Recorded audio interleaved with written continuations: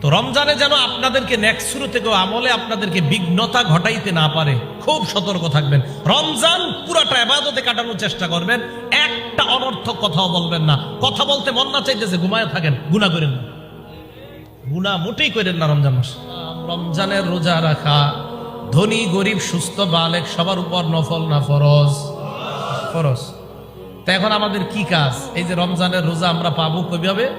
বুখারী শরীফের 1909 নম্বর হাদিস, ক্বালা রাসূলুল্লাহ সাল্লাল্লাহু আলাইহি ওয়াসাল্লাম, আল্লাহ নবী বলেন, সুমু লিরুয়াতিহি, চাঁদ দেখে তোমরা রোজা রাখবা। সুফিদাতিশ শায়াতিন ওয়া মারাদাতুল জিন, অবাধ্য শয়তান এবং জিনগুলাকে শৃঙ্খলের মধ্যে, শিকলের মধ্যে আবদ্ধ করা হয়। এরপরেও আমরা রমজান মাসে টেলিভিশন কেন দেখি, অশ্লীল সিনেমা কেন দেখি? রমজানে শয়তান যেহেতু আবদ্ধ, দেখে না সিনেমা? তো রমজানে কেন দেখে? শয়তান না বন্দী? বুঝবেন, শয়তান রমজানে কি বন্দী না? তো মানুষ মোবাইলে সিনেমা দেখে কেন? গত 11 মাস দেখার কারণে অভ্যাস হয়ে গেছে। রমজানে শয়তান দেখায় না, অভ্যাস দেখায়। মনে থাকবে তো, রমজানে মানুষ সিনেমাটা অভ্যাসগত কারণে দেখে, শয়তান দেখায় না। গত 11 মাস প্রত্যেক দিন রাত 11টায় আপনি মোবাইলে নাটক দেখতেন। রমজান মাসে অটোমেটিক পকেট থেকে মোবাইলটা বের হবে নাটক দেখার জন্য। এটা শয়তানও বের করে না, আপনিও বের করেন নাই, অভ্যাস বের করে দিবে। তাহলে রমজানে শয়তান বন্দী থাকার পরেও গুনাহ করে কেন? অভ্যাসগত কারণে। এজন্য গত 11 মাসের অভ্যাসটা ভালো হলে রমজান ভালো চলবে। 11 মাস যে আকাম করছেন, তো রমজানে এটা সারা মুশকিল হয়ে যায়। আল্লাহ সকলকে কথাগুলো বোঝার তৌফিক দান করেন। তাহলে শয়তান বন্দী থাকলে অপরাধ কেন করে, বুঝে আসছে সবার? আচ্ছা, এরপরে নবীজি বলেন, ওয়াগুল্লিকাত আবওয়াবুন নার, আগামীকাল যদি চাঁদ দেখা যায়, সাথে সাথে জাহান্নামের দরজাগুলো বন্ধ করে দেওয়া হবে। ফালাম ইফতাহ মিনহা বাবুন, একটা দরজাও আর খোলা হবে না। ওয়া ফুতিহাত আবওয়াবুল জান্নাহ, জান্নাতের দরজাগুলো খুলে দেওয়া হবে। ফালাম ইফতাহ মিনহা বাবুন, একটা দরজাও আর বন্ধ করা হবে না, জান্নাতের সবগুলা দরজা খুলে দেওয়া হবে। আগামীকাল থেকে প্রত্যেক দিন রাত্রে আল্লাহর কাছে দোয়া করবেন। হাদিসের মধ্যে নবী বলেন, ওয়ালিল্লাহি উতাকাউ মিনান নার, প্রত্যেক রাত্রে অসংখ্য অগণিত জাহান্নামীকে আল্লাহ জান্নাতি বানায়া দেয়। কালকে থেকে দোয়া করবেন, আল্লাহ আমার আত্মীয় স্বজনের কেউ যদি জাহান্নামী হয়, আমি প্রত্যেক বছর এই দোয়া করি, তাই আপনাদেরকে বলতেছি, প্রত্যেক রমজানের রাতে আমি আল্লাহরে বলি, আল্লাহ আমার আত্মীয় স্বজনের কেউ যদি জাহান্নামে থাকে, বাবুদ আপনার নবী বলছেন আপনি প্রত্যেক দিন অসংখ্য অগণিত জাহান্নামীকে মুক্তি দেন। আমার আত্মীয় স্বজনের কেউ থাকলে আজ রাতে আপনি সবাইরে জান্নাতি বানায় দেন। এই দোয়াটা আপনারা করেন, আল্লাহ তৌফিক দান করেন। নবীজি বলেন, ইয়া বাগিয়াল খাইরি আকবিল, হে কল্যাণের অন্বেষণকারী, গত 11 মাস যারা কল্যাণ তালাশ করেছো, আকবিল আরো এগিয়ে যাও। ওয়া ইয়া বাগিয়াশ শাররি আকসির, হে অকল্যাণের অনুসরণকারী, গত 11 মাস যারা শুধু গুনাহ করেছো, এবার একটু থামো। নবীজি বলেন, গত 11 মাস যারা ভালো কাজ করেছো, আরো এগিয়ে যাও তুমি। আর যারা খারাপ কাজ করেছো, আকসির, একটু থামো, এই মাসে একটু থেমে যাও। আল্লাহ আমাদের সকলকে গুনাহ মুক্ত, রমজানটা যেন গুনাহ মুক্ত ভাবে কাটাইতে পারি, আল্লাহ তৌফিক দান করেন। তাহলে প্রথম রাত পেয়ে গেলাম, এখন কি করবেন? পরের দিন বুখারী শরীফের 38 নম্বর হাদিস, ক্বালা রাসূলুল্লাহ সাল্লাল্লাহু আলাইহি ওয়াসাল্লাম, আল্লাহ নবী বলেন, মান সামা রমাদানা ঈমানান ওয়া ইহতিসাবা, কোন ব্যক্তি যদি ঈমানের সাথে এবং সওয়াবের আশায় আল্লাহর জন্য দিনের বেলা রোজা রাখে, গফিরা লাহু মা তাকদ্দামা মিন যামবিহি, তার আগের সব গুনাহগুলো মাফ করে দেওয়া হয়। রোজা পাইলাম, তো তারাবির কথা তো এখানে পাইলাম না। বুখারী 37 নম্বর হাদিসে তারাবি আছে। এই হাদিসটা অনেকে শোনায় না, কি করে না, শোনায় না কেন জানেন? আপনাদেরকে অনেকে বুঝাবে রমজানে তারাবি না পড়লেও চলে, এটা বুঝাবে। আর এই অ্যালার্জি শুরু হয় রমজান মাস আসার কিছুদিন আগে থেকে। একদল আপনাদেরকে বলবে কম পড়ো, সমস্যা নাই, আরেক দল বলবে 8 পড়লেও চলে, আরেক দল গত 2 বছর আগে একজন বলছে 4 রাকাত পড়লেও চলে, কয়দিন পরে বলবে না পড়লেও চলে। কি বললেও চলে? না পড়লেও। বলেন তারাবি পড়ব 20 রাকাত, বলেন ইনশাআল্লাহ। তাহাজ্জুদ পড়ব 8 রাকাত ইনশাআল্লাহ। তাহলে আমরা 8 মানি 20 মানি, 20 তারাবি 8 তাহাজ্জুদ, কি তাহলে কোনো সমস্যা নাই। কয় কি আমরা মানি না, আমরা 8 মানি 20 মানি, 20। এখন একদল বলবে হুজুর 20 রাকাত তো সাহাবাদের সুন্নত আর 8 রাকাত নবীর সুন্নত। জবাব, নবীজি হাদিসে বলছে, আলাইকুম বিসুন্নতি, আমার সুন্নত আঁকড়ে ধরো, মারির দাঁত দিয়ে মজবুত করে ধরবা। তো নবীর সুন্নত হিসাবে তাহাজ্জুদ পড়বো 8। সাথে সাথে বলছে, ওয়াসুন্নাতিল খুলাফায়ে রাশিদিন আল মাহদিয়িন, হেদায়েত প্রাপ্ত আমার খোলাফায়ে রাশেদা যে সাহাবারা, তাদের সুন্নত আঁকড়ে ধরো। ওমরের জামানায় 20, উসমান আলী রাদিয়াল্লাহু তাআলা আনহুম তাদের জামানায় 20 রাকাত, নবীর সুন্নত আঁকড়ে ধইরা 8 রাকাত তাহাজ্জুদ পড়মু, সাহাবাদের সুন্নত আঁকড়ে ধরতে নবী বলছে সাহাবাদেরটা আঁকড়ে ধইরা 20 রাকাত তারাবি পড়মু। তাহলে সাহাবাদের সুন্নত আঁকড়ে ধইরা 20 রাকাত তারাবি পড়মু, নবীর সুন্নত আঁকড়ে ধইরা 8 রাকাত তাহাজ্জুদ পড়মু। দ্বন্দ্ব আছে কোনো? তাহলে এটা নিয়ে আর ঝগড়া হবে না। যদি কেউ বলে ভাই 8 রাকাত, আপনি বলবেন হ্যাঁ আমি 8ও পড়ি, তাহাজ্জুদ পড়ি 8 রাকাত, আরে আপনারা উল্টা পাল্টা বুঝাবে, তখন বলবেন ভাই এই তাহাজ্জুদের 8 রাকাত নামাজটা এটা 12 মাসের নামাজ, 20 রাকাত তারাবি 1 মাসের নামাজ। মনে থাকবে তো? বলেন 8 রাকাত কি শুধু রমজানের না 12 মাসের? তারাবি কি রমজানের না 12 মাসের? রমজানের। তাহলে তারাবি রমজানের, তাহলে তারাবি 20 রাকাত, তাহাজ্জুদ 8 রাকাত, এটা 12 মাস নবীজি পড়তেন। তাই আমরা ওই 12 মাসের আমল ইনশাল্লাহ চেষ্টা করব ডেলি পড়তে, আর তারাবি হলো 20 রাকাত, এটা রমজানের আমল। আল্লাহ আমাদেরকে উভয়টা বিষয় সুন্দরভাবে বুঝে ঝগড়া ছাড়া রমজানটা কাটানোর তৌফিক দান করেন। তাহলে দিনের বেলা রোজা, রাতের বেলা তারাবি, এই আমরা পাইলাম। এখন করণীয় কি? 1 নাম্বার হিফজুন নজর, চোখের গুনাহ থেকে নজরকে হেফাজত করবেন। চোখের গুনাহ করবেন না রমজানেও, রমজানে বাহিরে করবেন আর কি, নাকি না? কখনোই করবেন না। চোখের গুনাহ থেকে আমরা বেঁচে থাকবো।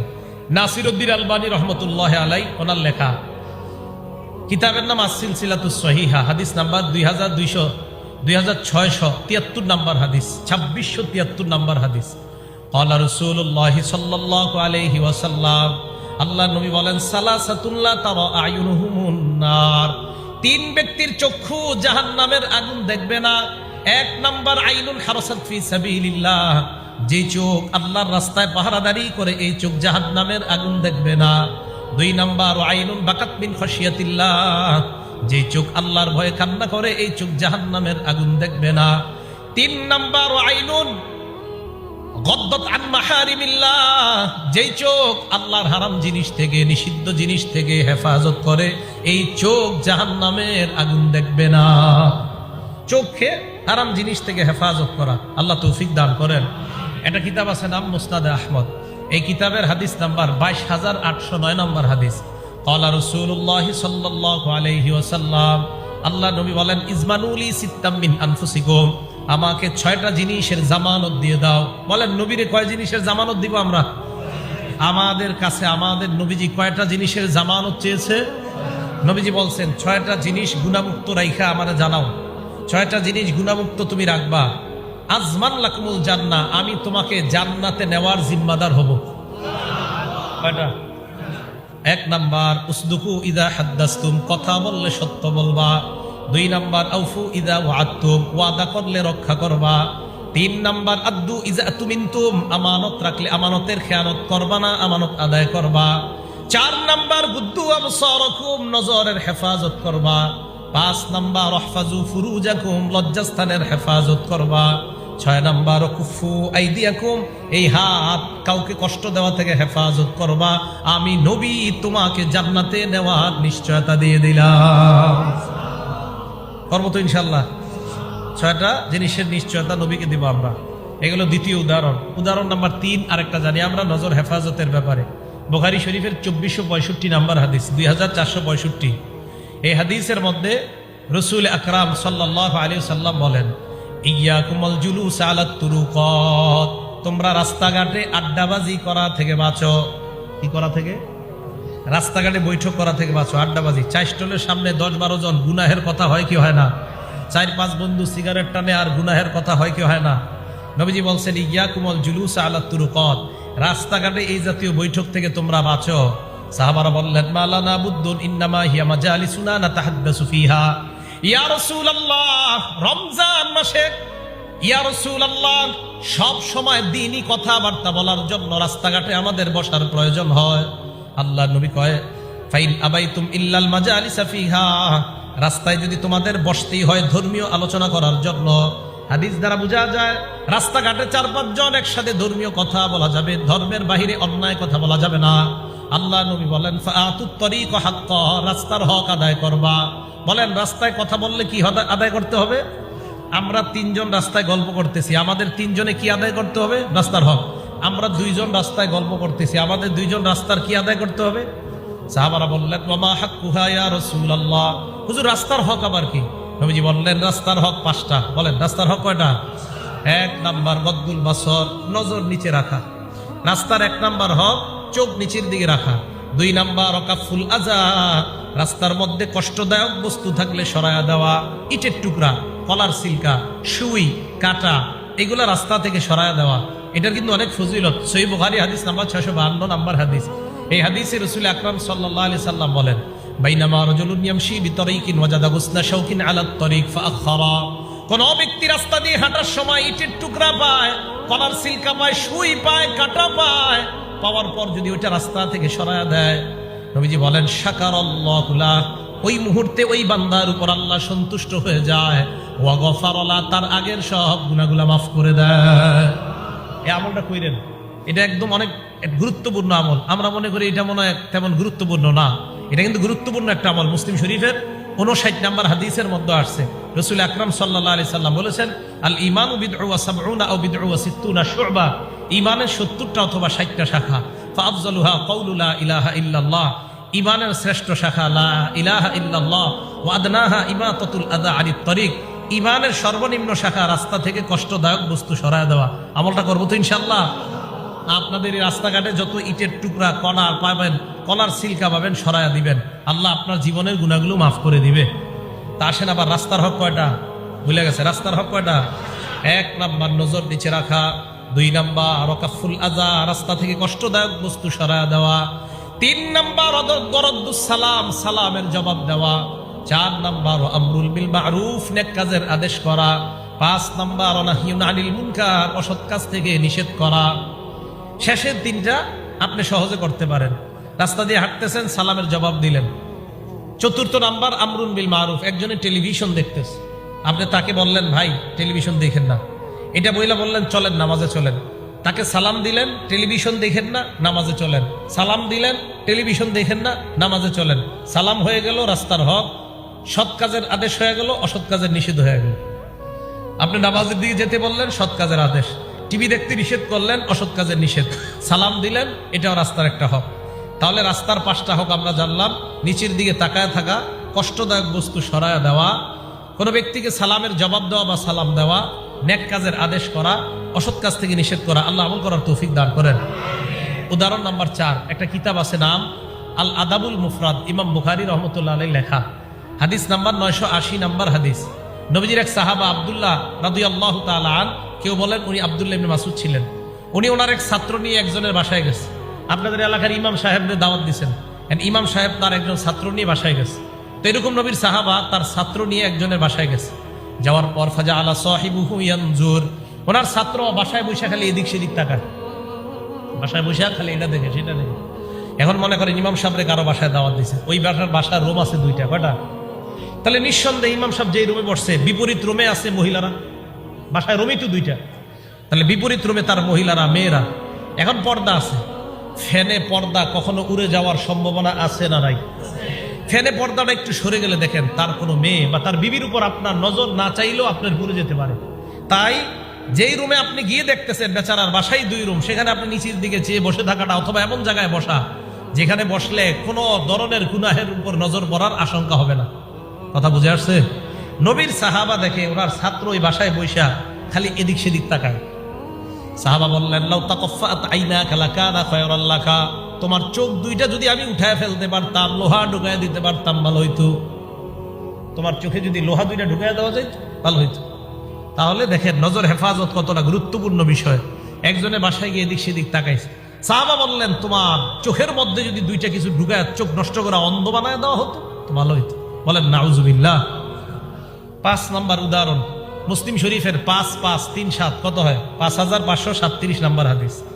নবীর এক সাহাবা নাম জারির ইবনে আব্দুল্লাহ রাদিয়াল্লাহু তাআলা আন, তিনি বলেন, সাআলতু রাসূলুল্লাহি সাল্লাল্লাহু আলাইহি ওয়াসাল্লাম আন নাজরিল ফুজাআ, আমি আল্লাহ নবীকে হঠাৎ নজর পড়ার ব্যাপারে জিজ্ঞাসা করলাম। কোন নারীর প্রতি যদি হঠাৎ আমার নজর পড়ে যায়, নাটকের কোন নায়িকা, সিনেমার কোন নায়িকা গায়িকার উপর যদি আমার হঠাৎ নজর পড়ে যায়, শুধু লাইভ কোন একটা নারীর উপর নজর এটা না, লাইভ যাকে দেখলেন সরাসরি এটাও, নাটকে দেখলেন এটাও, সিনেমায় দেখলেন এটাও, কোন জায়গায় একটা পোস্টার টানানো সেখানেও এটাও, কোন জায়গায় একটা ফটো অর্ধলগ্ন করা নারীর ফটো এটাও, এটার উপর যদি আপনার হঠাৎ নজর পড়ে কি করবেন? নবীজি বলেন, আমার অনি আন আসরিফা বাসরি, আল্লাহ নবী আমাকে বললেন তড়িৎ গতিতে যেন আমি আমার দৃষ্টি নিচের দিকে ফিরিয়ে দেই। কি গতিতে? আমি অনুবাদটা এই জায়গায় করছি, কি গতি? দ্রুত নিচের দিকে দৃষ্টি আনতে হবে। এখন আসেন, আমরা মনে করি নজর শুধু রাস্তাঘাটে কোনো নারী দেখলে তার উপর থেকে হেফাজত, নাটকের নায়িকা এনেও নজর হেফাজত, সিনেমার নায়িকা থেকে নজর হেফাজত, গায়িকা থেকে নজর হেফাজত, কোন ফটোর মধ্যে একটা নারী তার থেকেও নজর হেফাজত করতে হবে। ভাই বুঝে আসছে কথাটা? রাস্তাঘাটে উপরের দিকে তাকাবেন না, নিচের দিকে তাকাবেন। এক হাদিসে আসছে নবীজি আকাশের দিকে তাকাইতেন। এখন আপনারা কোন হুজুরের আলোচনা শুই না আমারে বলতে পারেন হুজুর আকাশের দিকে নবীজি তাকাইতেন, আমিও মাঝে মাঝে তাকাবো, সুন্নত পালন করবো, হইতে পারে। আপনি ছাদের উপরে উঠে সুন্নতটা পালন করবেন। কোথায়? রাস্তাতে করেন না, ছাদের উপরে। রাস্তাতে করলে ঝামেলা আছে। কোথায় ওইটা পালন করবেন? হ্যাঁ, ছাদের উপরে। নবীজি ঠিক আছে, হাদিসে আছে নবীজি প্রায় সময় আকাশে তাকিয়ে থাকতেন। তা আপনি নবীজির এই সুন্নতটা পালন করেন ছাদে উঠা, কারণ রাস্তা থেকে উপরে তাকাইলে ঝামেলা আছে। আল্লাহ আমাদেরকে বুঝার তৌফিক দান করেন। তো এক রমজান মাসে কেন্দ্র করে আমরা নজর হেফাজত করি। 2, হিফজুল লিসান, জবান হেফাজত। বলেন কি হেফাজত? এই জবান দিয়া কারো আমরা গীবত করব না, মিথ্যা কথা বলবো না। নাসাই শরীফের 2233, ওলামারা ছাড়া অন্যরা বলেন কত হয়েছে? 2233 কত হয়?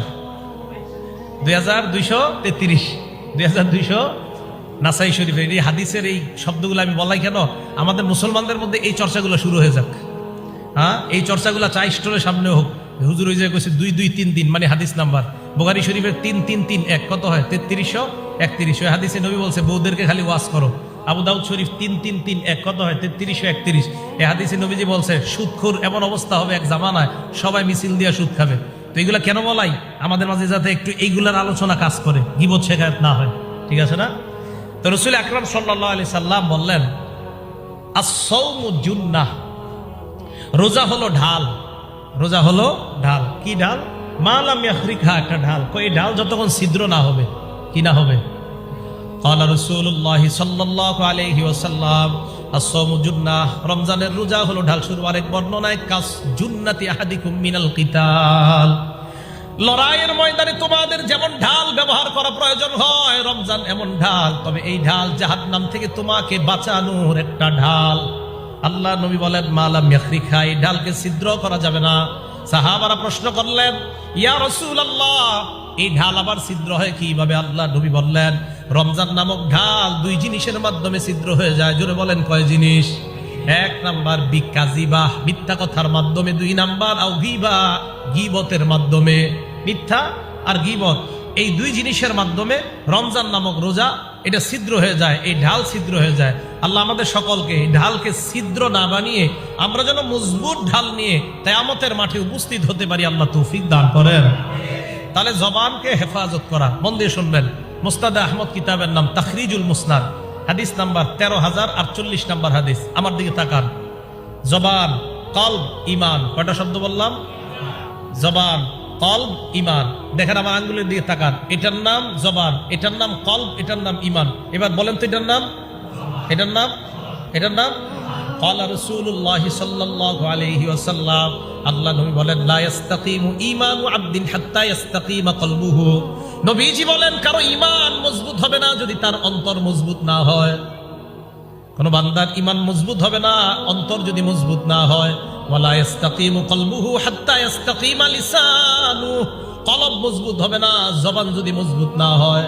এর মানে ঈমান পাকাপোক্ত হবে না কলব যদি পাকাপোক্ত না হয়। কলব পাকাপোক্ত হবে না জবান যদি গুনাহ থেকে মুক্ত না হয়। জবান গুনাহ থেকে মুক্ত, কলব মজবুত হবে। কলব মজবুত, ঈমান মজবুত হবে। তাহলে জবান মজবুত তো কলব মজবুত হবে, কলব মজবুত হবে, ঈমান মজবুত হবে। এই জবান দিয়ে আল্লাহ আমাদেরকে গুনাহ করা থেকে বেঁচে থাকার তৌফিক দান করেন। বুখারী শরীফের 6018 নাম্বার হাদিস। ক্বালা রাসূলুল্লাহ সাল্লাল্লাহু আলাইহি ওয়াসাল্লাম, আল্লাহ নবী বলেন মান কানা ইউমিনু বিল্লাহি ওয়াল ইয়াউমিল আখির ফালইয়াকুল খায়রান আও লিয়াসমুত। নবীজি বলেন যে ব্যক্তি আল্লাহ বিশ্বাস করে, আখিরাত বিশ্বাস করে, ওই ব্যক্তি যেন ভালো কথা বলে, না পারলে যেন চুপ থাকে। কথা বললে ভালো কথা বলেন, কথা বললে কি কথা বলবো? ভালো কথা। না পারলে চুপ থাকবো। কথা বললে ভালো কথা বলবো, না পারলে চুপ থাকবো।